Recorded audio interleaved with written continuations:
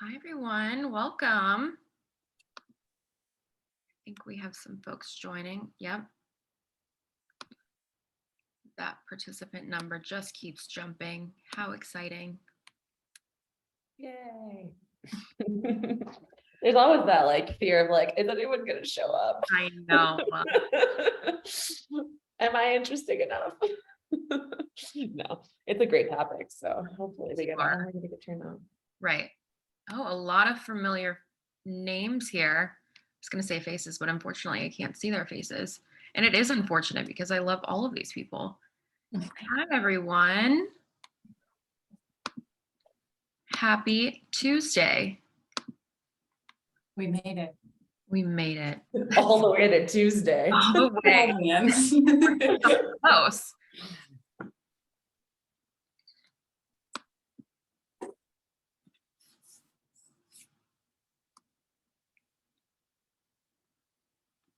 Awesome. We have a bunch of fine folks.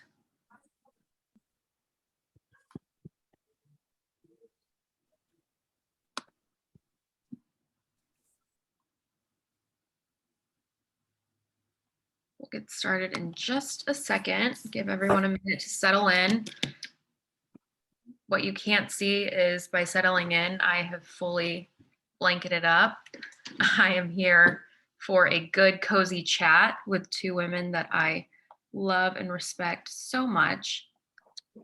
So get cozy. It's going to be a good one.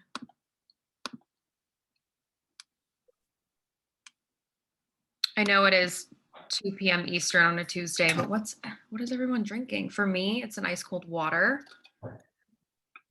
But right after this, I get to go. So for anyone who just joined us, I'm in Mexico City for work right now, and I'm heading to a local, apparently pretty great mezcal taco spot for lunch with our team at 2:00 Central. So I'm super excited to go have a little mezcal marg and taste something fun. Oh, I am jealous. I am in our corporate office, and I will tell you right now what happens in a corporate office is there are egregious amounts of snacks and things you like haven't actually had access to because you don't usually buy yourself when you are an adult. And we just have an egregious amount of Coke Zero in the office fridge, and I haven't had a Coke in years until I started working in a corporate office, and now I'm in. So How many Coke Zeros a day, Jordan? Oh, I tried it. Just one. Okay. I'm like, are you just slamming them down? It's like, I met somebody who just drinks a soda all day long. I'm like, how do you function? Like, I mean, what they are there. doing? But, I try really hard, but I see. That's one of the big benefits of working remote, I think, is that I have that kind of control over my consumption in a certain sense. But also, if you have like an unexpected break, it's like the first thing you do is go to the fridge and figure out what's tasty. So are we the same person? I think we're the same person. I was on the phone earlier with a colleague of mine talking about an activation that we're doing in October. While she was on speakerphone, I was preparing my crock pot for my dinner later. So delicious, so simple. I'll walk the dogs on Zoom meetings all the time. Just it's convenient. Yep. Absolutely. Love remote work. Awesome. I think we can go ahead and get started, and then people can come and go as they like. First, I just want to say thank you guys for joining. My name is Liz Porter. My pronouns are she, her. I am the Director of Community at Lush Life Productions. We cannot thank Tails enough for allowing us to host a couple of these classes coming up for the rest of the year through the Full Hands In, Full Hands Out program. I am joined today by Miranda Breedlove and Jordan Zimmerman. I'll give them a chance to formally introduce themselves in just a moment. But today we're going to be talking about strategies for navigating your next career move at a class called From How to Hired. So I'm going to throw it over to Miranda and then Jordan to introduce themselves, and then we have a short little video for you to enjoy. Awesome.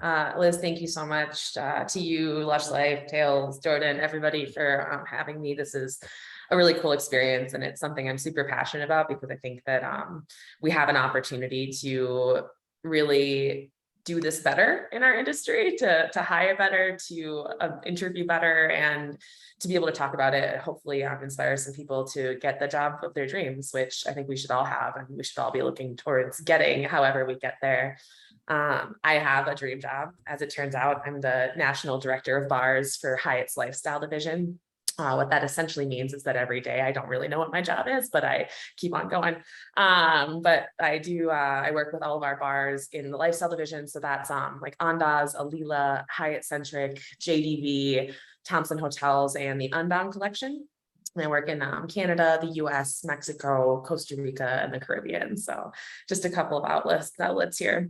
I'm in Mexico City right now, but a lot of my job is bar design. A lot of it is education, creating our beverage programming for the company.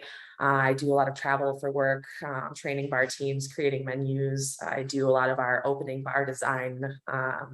Basically, if it involves beverage, I'm involved in it. I picked up coffee recently, which has been really interesting. A lot of, building bar carts and mobile bars lately, it's pretty cool. But I got here started bartending when I was 21. I was in college at Loyola and I got pregnant, surprise. So I ran out of money, went home, had a baby that I gave up for adoption, and really needed to come back to Chicago. Like, home was Minnesota at the time. So I tried to figure out what I could do without a college degree that would get me back in a livable scenario in the city that I had grown to love so much. And I actually went to bartending school. And that gave me enough of the confidence to walk down the street in Chicago and apply for jobs, where I got hired at a music venue beer bar in Lincoln Park in Chicago that is no longer there. RIP. Was a pretty cool spot. And then I began kind of this whole bounce around scenario, because I needed to make money, and that was the goal, was to make as much as possible. But I also really wanted to learn as much as I could from working in as many different types of places as possible. So I worked in Wrigleyville at a sports bar. I worked at a really high volume, like the first retractable rooftop in Chicago in Old Town.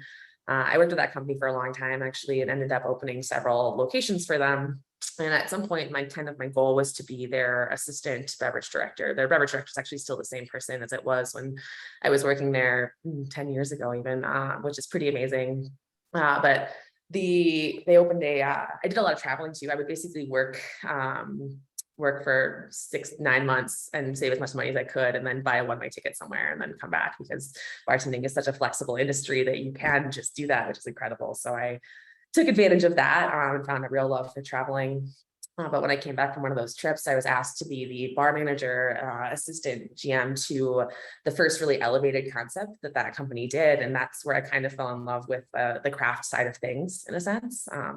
It's when, I started seeing a lot more of things like speed rack, a lot more of the really impressive industry people that were really inspirational for me and were doing incredible things. And I wanted to learn about that, and I wanted to meet them.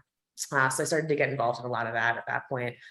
That company decided that they wanted to go back to their massive money makers, which were doing really well, and close the concept. And instead of taking an AGM role at another place, I decided to start to really learn how to craft cocktail bartend. So I got hired for the opening bar team at Rope and Shaker in Chicago, where I learned a ton.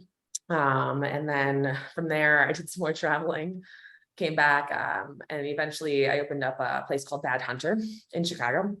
That was helmed by Josh Fawcett, who had come from the Nomad, and the Nomad was really high on my list of bars that I think really did it right.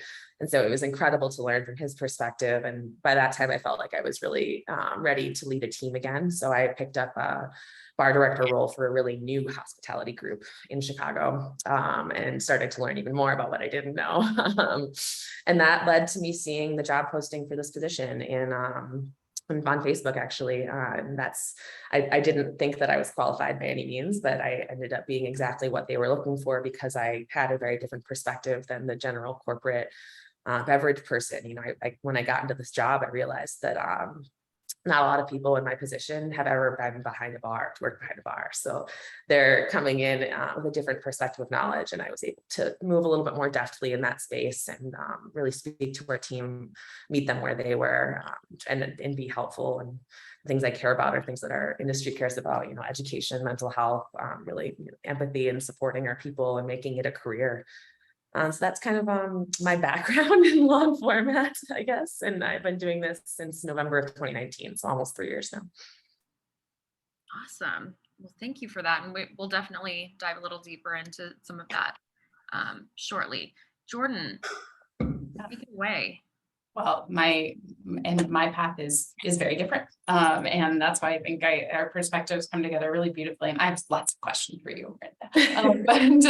So I'll take a step back in my background. And, I fell in love with food and beverage through an internship, funny enough, in New Orleans. And I got the opportunity to intern at the Southern Food and Beverage Museum during my time at school. And I did not get a flying about food or beverage. I truly applied for every single open internship that my school actually had a program that offered internships in New Orleans. And I thought being in New Orleans for free for a summer was like a rock solid idea when I was 19. And it was. So I applied for every single internship, and the Southern Food and Beverage Museum called back and said, you have 48 hours to say yes or no, but you can come work with us if you want. And I said yes. And that was the first time in my life that I got into the back of the museum. I was filing paper, paper menus from Southern restaurants out of the 1800s. And I was completely engrossed in what I was doing. I was completely in love. The owner of the museum gave me a book called Southern Food by John T. Edge. It is basically a textbook about the history of Southern food culture. And I read it from front to back, footnotes. And for those of you who may know some of my story or some of my, taglines, I actually had the opportunity to go to Yale University, first generation, got into my dream school. Truly, my life changed. But I didn't like school. I was just really good at it. This was the first time I had a book in front of me that I was like, oh my God, give me everything, right? And I know that sounds crazy, but I was a doer, not necessarily a learner. And that started my love of really like understanding that you can love to learn. So started there and decided when I got back to school, I was going to lean into the food side of the business. Started working on our farm program on campus. So I was farmer for 3 years during school, and my next summer I decided that I wanted to stay in the food business but try something a little different and something maybe a little more corporate. At some point I was going to have to pay those student loans off. So I actually looked in the alumni directory, and there was a woman who happened to be had graduated with my same major about 12 years before me. Her name was Liz Thorpe, and she was the vice president of Murray's Cheese in New York. And I cold called her and I asked her for a job. And she said yes, thank God. And I moved to New York with like $2,000 in my pocket, less than 1 month of rent, the next summer, and worked at Murray's Cheese. So I was a cheesemonger. I worked taking out trash in the classroom and plating the cheeses for all of the classes. And I worked in their cave program. So I was an affinage assistant, and I like patted mold into cheese in an underground cave for a summer. You make lots of friends. But I did that, and really I was just absorbing information, right, about products. And I kind of fell in love with this like cheese subculture of the food culture, if you will, and ended up actually returning to Murray's Cheese when I graduated Yale, which, by the way, also doesn't pay your Yale loans, but that's a whole other story. So I worked my way up in Murray's, and eventually I ran the classroom and events program. So I became their essentially director of events and education, taught people about cheese, wrote a cheese boot camp. And during that time, I actually had a woman named Nicola Risk. You may know her. She is on the Tales of the Cocktail Education Committee, was just nominated and won the Dame Hall of Fame recognition this year. So she rolled her little 12 bottle bag of booze into Murray's Cheese, asked for the person who taught classes. and said, I want to do a whiskey and cheese class. And I thought she was absolutely out of her mind, but I had to be nice to her. We became friends. And I realized, through her friendship and through her joining me for cheese plates and cocktails, that I loved cocktails and I loved whiskey. And I started to approach wine and spirits the same way I'd fallen in love with cheese and products, telling stories, understanding the culture and the history. And I fell in again to the educational side of it. Years later, I was actually working for Shake Shack. So I'd stayed in the food biz, but worked as a national marketing manager at Shake Shack. I sold myself hard for that job. So if you need some pointers, let me know, but it was a fun ride. And then when Nicola, the same woman who had rolled her little wheelie bag of booze into Murray's, came in and, had asked to do whiskey and cheese pairing classes, said, oh, I got promoted and I think you should put your application in for this job. And I told her she was absolutely out of her mind. But I did it anyway. And that was my first brand ambassador job in the industry. Started with McAllen, ended up at White and Mackay with Dalmore and Jura, and then found my dream job here with Brown Forman and running the advocacy department. So now I manage a team and a program of brand ambassadors across USA and Canada for our brands like Jack Daniel's, Woodford Reserve, Old Forester, and so on. So my path is very different. And I have a lot of different experiences, and I was never behind the bar. So I had to apply my knowledge of it takes a lot of working with product underneath in cheesecakes, taking out trash and cutting cheese for consumers and working that retail space to gather the appreciation of the folks around you and to really understand that piece. So I never worked behind the bar, but I have a strong appreciation for the kind of hustle it takes to get to where you want to be. So long story. That's my background. So. While we're on the topic of your current job at Brown Forman, do you want to talk a little bit about the Pause program, and then we can view your short video? Sure. So Brown Forman has a campaign, alcohol responsibility campaign. Most big alcohol suppliers have an alcohol responsibility department. And what I love about ours is the creative way we approach a healthier approach to drinking. And it's just called Pause. And really what it encourages folks to do is to take a moment and to think about what the best next step for you would be. Sometimes it's picking up that cocktail and having a great moment with your friends. Sometimes it's choosing water instead because you actually kind of want to hit the gym, right? Sometimes it's taking that moment to do a little yoga. Sometimes it's going to that great, at end of the day tails party. So Pause is just about empowering mindful decisions around beverage alcohol. And I love that. I think there's a lot of folks telling us what to do these days. And at Brown Forman, we just empower folks to make that decision on their own. So we brought Pause to Tales this year, and we captured some voices of people we really respect in the industry and just put together a little overview of why we do what we do, and hopefully why, we present this kind of content as well. So. Awesome. Tales of the cocktail. We have come to put on different events for bartenders, different seminars for bartenders, and we've also come as a responsibility organization to speak to bartenders about how they can pause and really choose what's best for them. We've seen so much more in the ways of safe bar trainings. We've seen so much more in the ways of making sure that events have responsibility measures built in. Alcohol-free options at the bar, ensuring that there's plenty of access to food, water, making sure that safe routes are accessible. There's a desire to create these spaces. There's a desire to learn about how to have lower ABV cocktails integrated into your menu. The second that they appear on a menu the same way other drinks do, I think it just really kind of helps cement, familiarize these efforts for a lot more people. And for a lot of reasons, it's a much better business case. The person who is taking that pause is more likely to buy a high-end spirit like a Brown Forman product versus a low-end spirit. And I think from like the bartender standpoint, it is really a show of talent if they can create a no-proof drink that isn't just kind of like citrus or soda based. So having an interesting, well-crafted alcohol-free cocktail available for people, they can still seamlessly enjoy the experience. We're in kind of this interesting place with consumers where we're seeing more and more people say, well, I want to drink something that's better for me. I'd rather drink something that has a little less alcohol. I'm trying to take care of myself. We're talking about mental health a lot more. We're talking about just the choice to not have to drink tonight. You can be sober curious, you can be sober, you can be just choosing not to drink at this moment. And I think Brown Forman has taken a lead in this, in that helping people drink responsibly means you'll develop a better clientele and more faithful guests.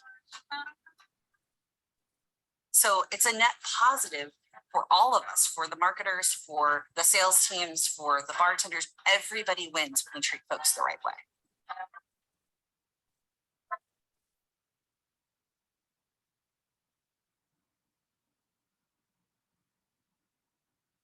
Awesome. That was awesome. Thank you. I kind of intentionally didn't watch it because I wanted to see it the first time, and that's super inspirational. I do a lot of work with zero proof programs with our hotels and launched a whole zero proof drink and mental health for the service industry kind of program last year with the whole country. And I do a ton of research in that market. So that was really cool to see. It's cool to see that Brown Forman's really caring about that piece of the industry right now. Thank you. Oh, we appreciate what you do. Thanks, partners. So Definitely. We've seen a lot of trends come out of, the last 2 years. And I think more mindful, responsible drinking has been an exciting one to see. Before we get too much further in, I just want to mention that if you have any questions, feel free to drop those in the chat or in the Q&A. I'll be keeping an eye on both and sharing those with our panelists. So at any point, if you have a question or would like to say something to our panelists, just drop it there and I will make sure they know. So we already went through a little bit of your backgrounds. But my next question is, what were the key indicators that inspired you to move from one position to another? Because you both came from such different backgrounds. I know, Jordan, you mentioned throughout your journey, I never heard you say anything about actually working behind a bar. And that's something, that's where, Miranda, you started. But you're both, have such interesting different journeys. So could you talk a little bit about what inspired you to move from position to position? Jordan, you want to go first? sure. To keep it, I talked a lot the first time. So to keep it a little shorter, I think a couple of things. One, it's when I felt like I had a grasp on everything around me and my days started to feel the same. That's when, for me, I decided that I need to learn something else. That could mean a new project in your current job. But for me, if you actually look at my resume, you'll see every about like 2 to 3 years, I actually did make a move. Some old school folks will tell you that that's not healthy for your career. And I think I've done just fine.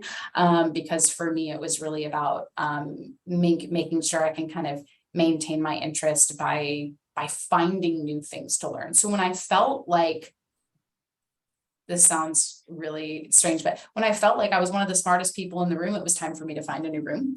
And that's just generally how I operate there. And then, the other thing is always changing life priorities. So for me, I'm now a marathon runner. I've run 11 marathons. It's my thing, right? And that's what a lot of people in the industry know about me, if you know me at all.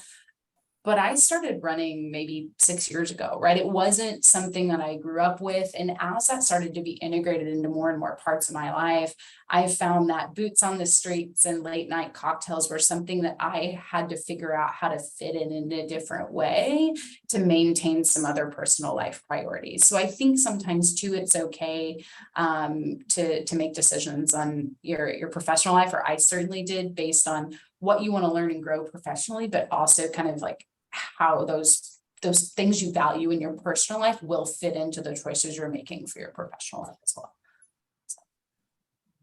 That's awesome. Yeah, I feel that. And I think if you look at the bartending world, the service front of house, I guess, probably back of house too. I haven't spent as much time as there as I wish that I have yet, but it's super transient, right? People are making moves every 3 months out there, and it's wild. I don't know how anyone keeps up with anything, but for me, I did make a ton of moves and moved to a lot of different places, and it was to learn as much as I could. And a lot of it came from learning what I didn't want, right? Whether it was in the cultural aspect of the leadership, whether it was the physical work of it, what the company needed from me, if that was suitable for me. And along that line, when I was able to spend time traveling, I kind of figured out what I wanted my lifestyle and what my priorities were.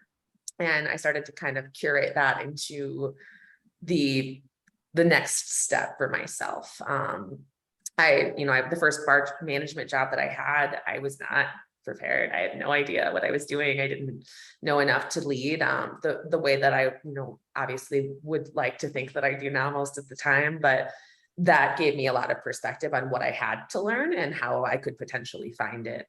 So for me, it's really just gaining as much experience as possible. I also have a kind of a nasty habit of feeling too close to the problem sometimes. So I had a tendency to have 2 different bar jobs at the same time. Like one that gave me, maybe more of the craft cocktail, dining restaurant service experience, and then another one that's more of a dive bar or just a volume industry bar where I'd work a couple days a week and pop High Lifes and talk to my friends, and that let me learn in one direction without starting to lose my mind every time I opened the cooler and there was the same bottle of fortified open twice. It's just I zoned in on those things, and I knew that eventually I needed to get away from that. So being able to kind of transition into something where I have oversight of more outlets lets me support without micromanaging in a certain sense. Definitely. Do you feel like in your current positions, or do you find that you seek positions where you like to be empowered to kind of make it your own and start programs that you've created or thought through, and instead of moving from somewhere where you realize you're now the smartest person in the room, expanding upon your current role and feeling empowered to do that? It's a great question. I would say, just speaking to my experience, my most recent experience, right? Brown Forman had brand ambassadors, but as far as an advocacy strategy and program, right, the through line was a little blurry. And when I came in, part of the ask for this position and part of the job posting that I was like, I want to do that, right, was, help us define advocacy for Brown Forman.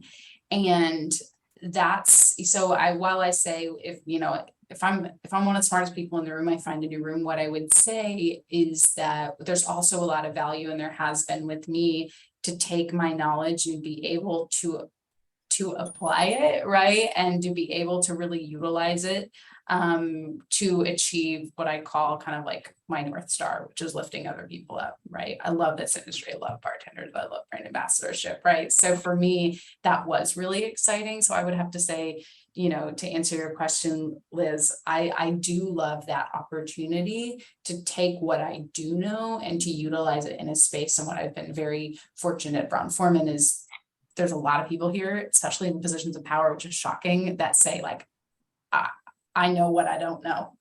And what we don't know is advocacy. So we're going to let you build it. And it has been really exciting and rewarding as well. So there's certainly that path. Yeah. I'm super happy to hear that too. For me, I think I seek positions in the industry or jobs that allow me to work with people who want to advocate for what I want, and to want to include that in their programming, right? So when I think of the Zero Proof, Zero Judgment program that I launched, I did that with the company I was working with before I was working with Hyatt. And when I brought up, mid-pandemic, or I guess beginning of the pandemic, that it was really important for me to find a way to get mental health and addiction education to our teams, that my boss and his boss were like, yes, what do you need from us? And having that support to be able to drive the things that make me feel like I can have an impact, because I think what I need to feel is impactful, to feel like I'm tied to whatever it is that I'm doing. I think that that's definitely what drives a lot of my decision making in my career. Well, I can say that both of you are successful in those very specific endeavors. I wanted to ask a question that came in. What are some sacrifices made to achieve individual and team success? Oh boy. Sacrifices made. I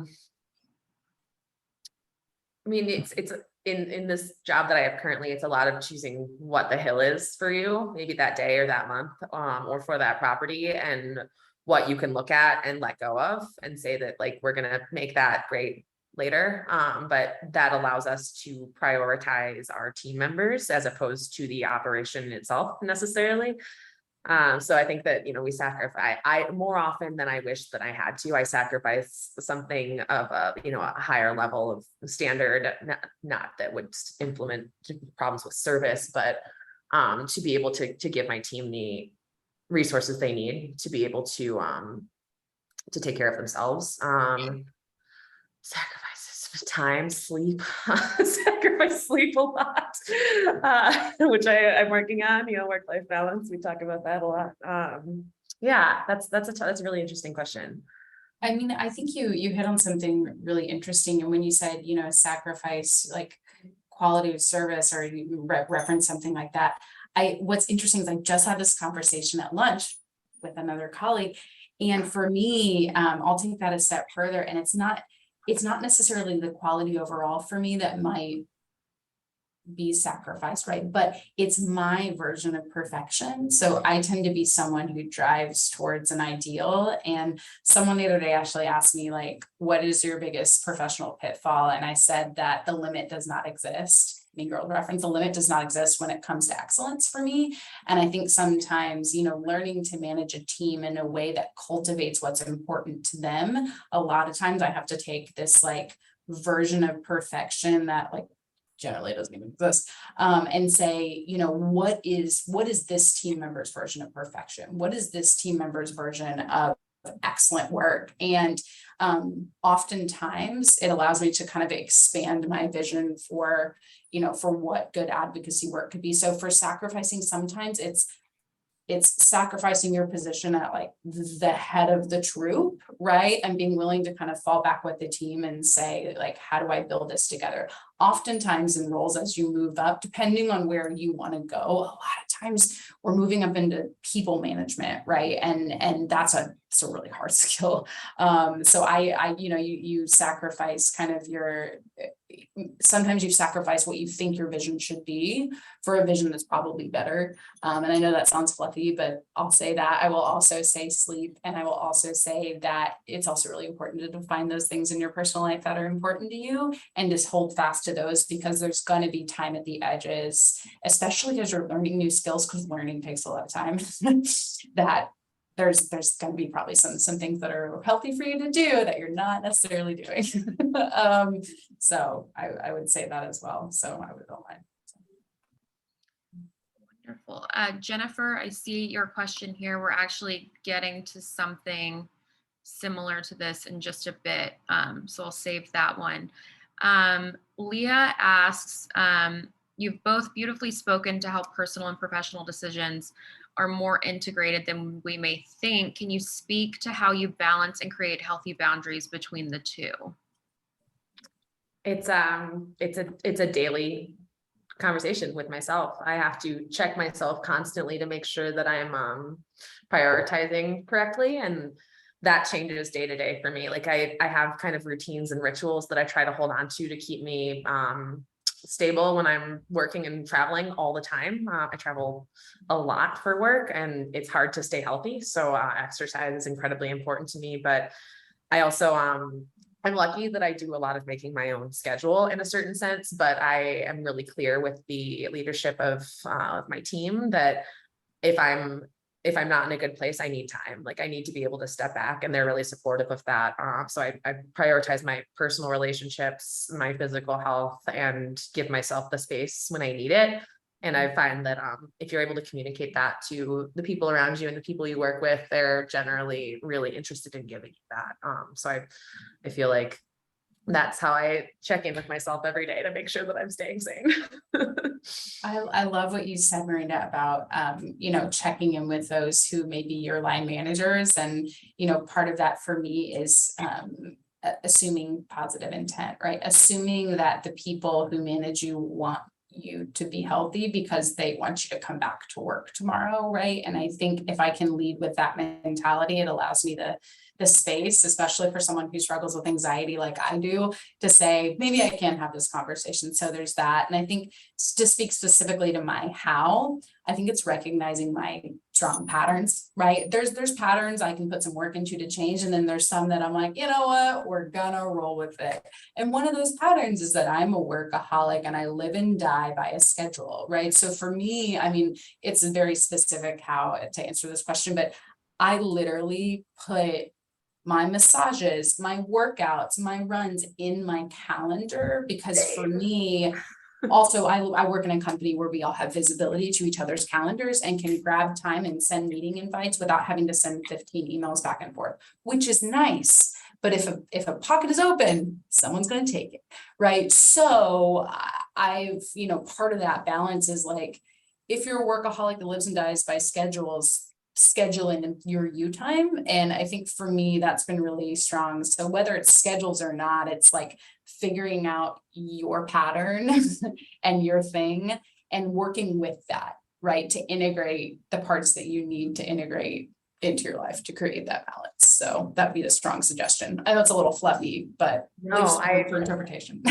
I love that because I do the same thing. I put my lunch time in there to make sure that I stop and eat. I put my personal time, like I put all my personal stuff on my work calendar to make sure that I look at it and I can say, okay, this is for me too. And that way, if I have a hang time with some friends at 4 o'clock and somebody wants to have a meeting, it's like, oh, sorry, I'm not available and I'm not going to change that for anybody, so that protecting your schedule like that is super, super helpful.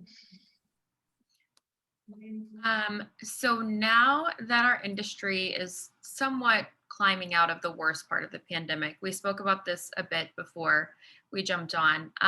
What changes have you seen to the workforce from 3 years ago?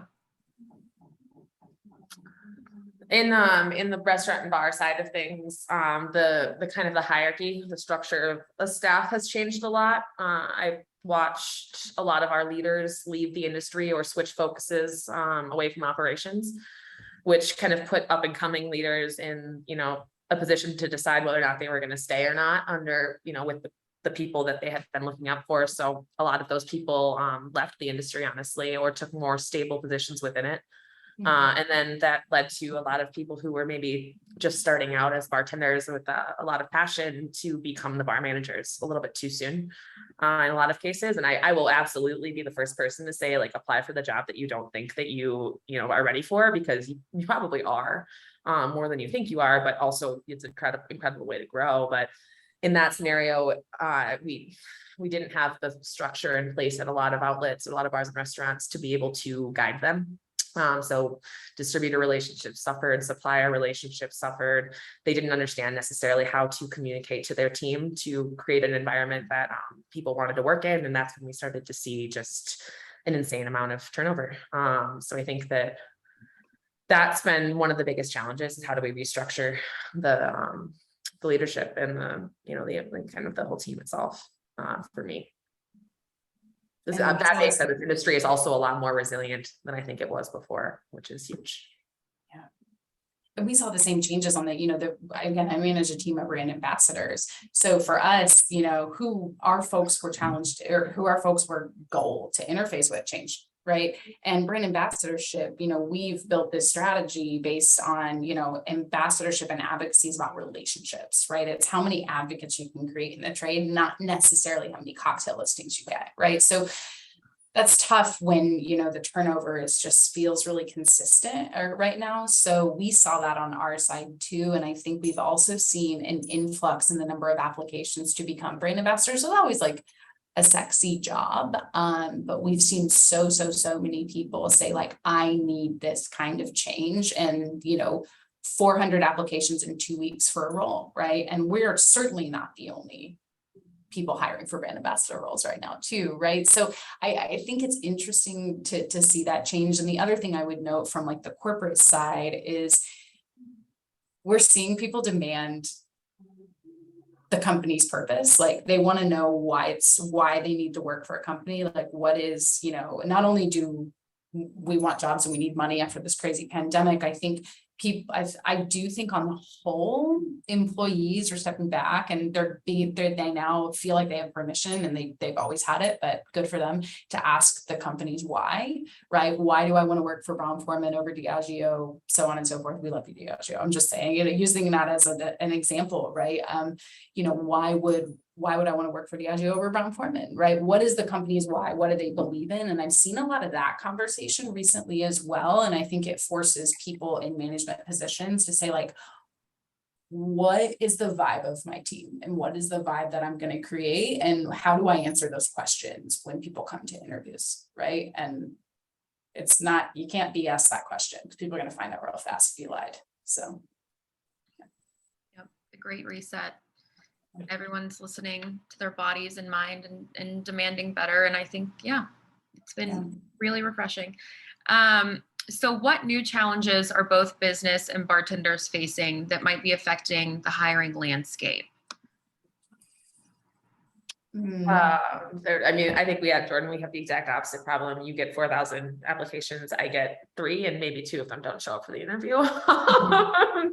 We don't have enough people for these roles right now. That's the biggest, it's like, I think I started throwing the words like the hiring crisis out pretty early. It absolutely is a crisis. And it leads to so many issues in that regards. Like if I can't staff a hotel, I can't give people the opportunity to just do their jobs. And that makes you not want to do your job anymore when it's not the job you actually got in the first place. I think it's, in that kind of same vein to Jordan, being able to like the team member, the employee, the bartender, the server, the line cook, whoever it is, they have a lot more power than they ever did, and they're able and should be asking those questions. And it forces us to be more on our toes and to focus more on what we can do for people, which is what we should have done the whole time. A lot of people say that we didn't make as many changes as we should have coming out of the pandemic, and I think that's probably true. But now what we're seeing is that we're being forced into it, and I think that that's actually a really positive thing. Yeah, I think that's, and just to kind of close that out with another quick thought. It's also, the way we can ask people to spend their professional time is a little different, right? And I see that in the way I write job descriptions and I write goals for all these people. And, I'm realizing that for years I said, look, brand ambassadorship is a grind. Get out there, bring your bottle bag around, work 7 days a week. You're always in a bar. You're always representing the brand. And like, all of those are still like partially true, but probably shouldn't be, right? So when we're looking at this revolution of folks really taking back their time and ownership of who they want to be and who they want to be professionally and in their personal life. And in this industry, that line is really blurry. A lot of times, a lot of us get into this because we love the culture and we love being in bars and restaurants. And those are the kind of people you want representing your brands. But, when I look at these, it's part of the challenges for businesses is, we have to take a look at what we're asking these people to do. Is it fair? Is it taking into account the whole person? Is it allowing enough flexibility for us to be able to recruit the right talent? So it's tough, and it's in my face all the time when I'm looking at the ways people are coming to their job, doing it differently, and the goals that I expect of them. Right. So living that way is just not sustainable. I think the pandemic too got people out of that bar lifestyle. Like I remember thinking to myself, I needed to have a hobby because my hobby was eating and drinking, because I was learning so much about it and I wanted to experience it. And I wanted to go see these people that inspired me in these places and learn from them. It's like, someone's like, what do you do? And it's like, I hang out with my dogs sometimes. But with the pandemic, we couldn't go to bars, so we found other things to do with our time. And I think that was a really cool shift too, and maybe hopefully helped people be healthier. Mhm. Agreed. So you both now hold leadership positions in which you oversee the advancement of your team members. Given your experience, what are your top tips for those in the hospitality industry as they look to advance their careers? I have a lot to say on this. So Jordan, you want to go first? Sure. One is be willing to professionalize yourself in the job search space. So what I mean by that is I don't need you to go buy a 3-piece suit, do it if you want to. But what I will say is, there are very simple tools that a lot of, depending on what company you want to work for, again, both of us work in corporate spaces and maybe like corporate adjacent style roles, right? We still have to speak is, if you don't have a LinkedIn, get one. If you don't have a good looking resume, Canva is free. And I think that, and I say that really just to encourage you that a lot of companies sometimes, again, they have Miranda because she's a rock star and because she's teaching them things about the bar space that they didn't know, right? I was hired on to talk to them about brand advocacy and pull together a strategy around brand ambassadorship because we hadn't done that well in the past, right? So that means that the people who are looking at the resumes may kind of be us, but it's also probably a team of HR folks who are very corporate and are looking at LinkedIn and are looking at professional submissions. So my first thing is like professionalize yourself and show up with a professional spin to it. You don't have to lose your cool. But I do think there are some elements there that I would suggest. And then, I mean, the only other thing is really like, well, there's a lot of things, but one is define your North Star. So I had a mentor here at Brown Forman who she's amazing. And she happened to be in HR. So she was very helpful. But she's been here 25 years. And she said, Jordan, I think you need to do some work on your North Star. And I was like, no, I know what position I want. And she's like, this has nothing to do with the position. It literally is the element of your role that whatever role you have has to be in it to get you out of bed in the morning. Like, what is that? And there are like worksheets on this, and I can send them to you, but like there are worksheets and books and all kinds of stuff. And it took me a long time to get it, right? And what I've realized is I love developing people and I love finding other people their opportunities, right? I love getting out of bed and having 52 people. It is scary every day. But what I know is that I live when someone calls me and asks for advice and opportunities and help and assistance. And that is why I get out of bed in the morning. So for me, any role I have in the future, I have to be able to directly develop people in their careers. That has to be an element of my role. And again, that sounds really broad, and it is, because I might end up in a totally different section of the industry, maybe in an industry adjacent role, but that's my North Star. So I would say take some steps to professionalize yourself, especially if you're kind of looking to transition into maybe something a little more corporate. You don't have to lose your cool, just professionalize. And then that North Star is a really interesting piece of work to think through. What do you got to have to make you happy to get you out of bed? So. I love that. I love everything. We should hang out. Yeah. And mine kind of tie in really well to that. Put yourself in the room, always put yourself in the room, get yourself in front of as many people, whether or not you would think that they are in the job world that you want to be in, because you might find out that there's a job that exists that you never knew about that sounds perfect for you. And then find a way to connect with the people that inspire you in a real way, whether that's in a job you have and they're, a coworker or a leader, or it's somebody else outside of your current job that you think might have perspective. And what I find is that when people reach out to me, there's a difference between saying, how did you get your job? And saying, what can I do to grow and to be able to ask those right questions? It's really important. It helps create a connection with that person that you want to maintain. It's not just one phone call, following up after it's something like that, or after an interview, thanking people, being on their mind constantly, so that when they think of a job or they hear about a job, they think of you. as opposed to, you know, somebody who maybe they saw it at a party recently and were like, oh, I think that person might be looking. Do a lot of research on the jobs that you're applying for, and the person that's interviewing you, if you know who that is, and that gives you kind of a little bit of perspective on how to ask the right questions and how to show that person that you care. And also, like, but this kind of, you mentioned, you know, corporate, getting yourself into that kind of corporate structure. One of the first things that I was told was that I was going to need to be able to go from bartender to boardroom. And I had to figure out what that meant. And for me, I actually am really lucky that I kind of had this shift. But when I started working with Hyatt, I went a little too hard in the assimilating to corporate life. And that's when I realized that I was hired because I wasn't that way. And I was able to find the balance between being able to be myself in that position, no matter what room I'm in. And I think that that's really important in being able to stand out and to make an impression, but to keep yourself accountable to who you are, because you have to, you know, feel like a human being in what you're doing.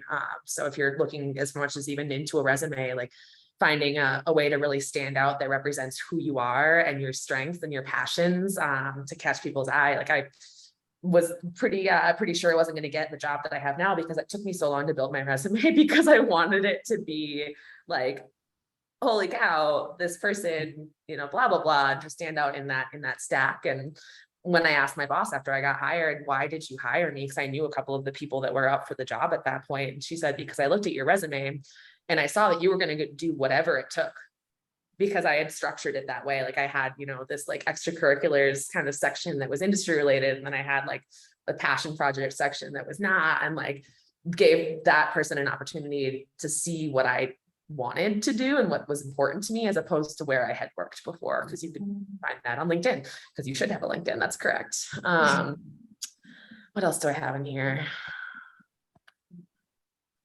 Learn as much about operations in the industry that you're in, part of the industry that you can. Like for me, if I find that somebody knows how to read a P&L or what the actual cost of business is, it makes them an incredibly valuable asset to our operation. And they're most likely the people that are going to move up the fastest, because we can rely on them to manage it appropriately. It also gives you perspective on what you're doing in a different way when you understand it a little more inherently. When I started to know how much that wine glass was that I broke during service, I started to be a lot more intentional about my movements, right? Like I didn't want to waste that much money, but until somebody told me, hey, that's a $7 glass every time you break it, it costs us $7. I was like, it never made any sense to me, like, to care about it. So being able to learn as much as you can. But then being open to options that are maybe outside of your realm of expertise, being open to traveling for work, looking at seasonal opportunities, you know, looking at where there's opportunities in maybe different sections of the industry that you could really move well into, and not being so stuck in all right, my job is to be a bartender, into a brand ambassador, into a bar manager, into a bar owner. Like that's not necessarily everyone's path. And I think it's important to look at that. Yeah. For me, just, I mean, I write down everything. And if I like to keep a little kind of running digital portfolio of just everything that I do. So, you know, if you're working an event one night that you're super proud of, like grab a couple pictures of it and like keep your drink recipe on hand and put that in a little folder and just file it away. And even if you don't use it, even if you don't send it directly to, you know, the hiring manager or whatever, it just helps you kind of refresh your memory of like, oh yeah, I did that and it was really successful and really cool. So for me, I keep everything, running digital portfolio. With our last few minutes here, I want to ask a couple of these chat questions. So Skipper here, we love Skipper. Hi, Skipper. Has that tale as old as time question. I have too much experience for this job, but not enough for this one. How are there any specific resources in helping focus your resume in a way that reflects what you're trying to attain in the industry? So you can call me. No, my email is. I think it's looking at people like Jordan said earlier, it's incredibly important to her to be able to have those connections. And I find that in my circle of people who are inspirational to me and to many others in the industry, it's a similar concept. Like, we are really interested in helping, and we want to make this industry better. We want to make your life better. We want people to have the jobs that they should have. And there's a lot of fear in like asking somebody like, hey, can I get your perspective on this? And I want that to go away. I'm sure there are people out there who are going to say, I don't have time for that, or it's not what I'm interested in doing. And don't let that deter you, because there are a lot more people who really do want that relationship and to be a resource. I would second that. I'm happy to be a resource. I would say I've actually done it for a number of people, a number of folks in the industry as well. Again, I come from, like, let's be honest, I come from like an Ivy League background. Like, I had to write a damn good essay to get in. I still, that was luck. That shit is luck. I bless it. However, you know, those skills are something I've had to work on so strongly in my past, and I love giving them, like, if I can. And for me, a lot of it's about like looking exactly about the position you're trying to get. And like, you need more, I'm gonna say this, so I don't mean to tick people off. You kind of need a version of your resume for whatever type of job that you're going for, right? So like, your bar manager resume shouldn't be your brand ambassador resume. And what that means is it can have exactly the same experience, but you're actually just like curating the words, and you're like selling your experience with different words to the job, right? And it's a skill that takes some practice, and I actually really enjoy it. So it's for me, it's a translation, right? It's a translation of your work into different languages. And I would say that the best skill is to maybe reach out to a friend who has those, or a colleague that you met on a Zoom like this for that experience. As well as there are firms that will do resume reviews for you. I don't know if Force Friends does it, but there are folks that you can actually get a resume review. LinkedIn does resume reviews as well, that are free. There are paid resume reviews if you would like that as well. But some folks will be really honest about your resume review. And when they do one, they'll typically ask you for the job listing you're applying for, because again, you're translating to the specific job. So, yeah. When I have those nights of updating my resume, I like to get the perspective of my industry friends, but it's also interesting to get the perspective of your non-industry friends, because, you know, they see it with such a fresh set of eyes, that something that feels so like boring and routine to you might feel very cool and unique to them. And they call that out, and you're able to like add that to your resume, or, you know, build something off of that. So like, whenever I'm updating, I always call upon like the perspectives of many different friends. Let's see, what books or podcasts do you recommend, industry related or not? I'm bad at this. I have a hard time with podcasts. I'm much more of a reader than a listener, when it's not a connection with a human being. Well, there are so many. Yeah. I feel like we I can. think it also pertains to what you're passionate about, right? Like for me, getting to pick up a book like the Sherry book, or Ivy's Latin Spirit books, because Sherry and Mezcal are really important to me. Finding things that keep you aware of the things that you're passionate about in the industry, and then almost the exact opposite, right? Like, what do you know anything about? And I got really into reading like the bar manuals, like Nomads and PDTs, and like so Jim Meehan's and Death and Co's, and seeing the difference in the way that those massive successful operations like work, and what's important to them, and finding out how to navigate communicating that for myself. I'm also going to tell, like, I'm not a big self-help person, but there's been a few business books that I'm like, dang it, that was good. And one of them is Atomic Habits. So if you have heard of Atomic Habits and you haven't read it, like, again, I put everything on my calendar and I'm very organized. So if that resonated with you in any way, Atomic Habits is a lovely book that basically teaches you that larger change comes from integration of small, regular actions right? And so what I love about Atomic Habits is if it's like, okay, I want X job, right? What small things can I integrate now to make them habits, right? To grow a certain work capability, to make me a better writer so that my resumes come faster, right? I don't know. But Atomic Habits I loved. I think it also helped me like structure my life so that my professional life felt less stressful because I could kind of cultivate some other practices for balance. So loved Atomic Habits. This is going to be so cheesy, but can I say one book that I like have always loved? It was like the OG business book is Dale Carnegie's How to Win Friends and Influence People. And I know that sounds like really slimy sometimes if you're like, what is she talking about? How to Win Friends and Influence People by Dale Carnegie is, it's so practical. And it's like, how do you make people do what you want them to do? And part of an interview is like, how do I pitch myself to them? How do I make them want to hire me? Because I want to be hired, right? And I think that it's a really fascinating study and just like influencing people that's really easy to understand. And it's like the OG business book I ever read. And again, I'm not a huge business book person. And there's also audiobooks of both of those. So if you're an audio person, you can find the audiobook. So They both just went into my cart. Thanks for that. It's like, I'm going to put these in the Amazon cart right now. they're good. I have 3 more questions. If we can rapid fire answer, let's do it. I just have lunch here, you know. Right. Do you have any tips for current brand ambassadors to advance their careers?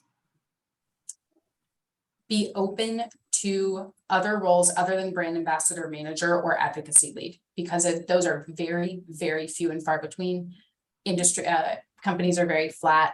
Be willing to explore and ask for shadowing opportunities to explore sales, marketing, social media, etc.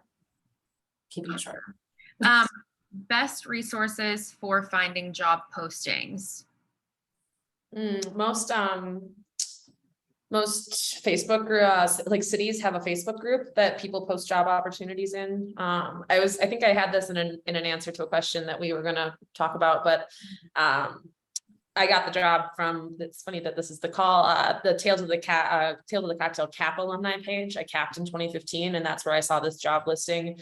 And also in places like the Camp Run Amok alumni page. I was lucky enough to be able to go to camp, and I see a lot of people posting questions that relate to how to do their jobs better, but being able to, you know, really put yourself out there and apply for things like that, give you access to a lot of those resources. Craigslist, LinkedIn, there's a lot more LinkedIn and Facebook job posts now that I really thought there would ever be.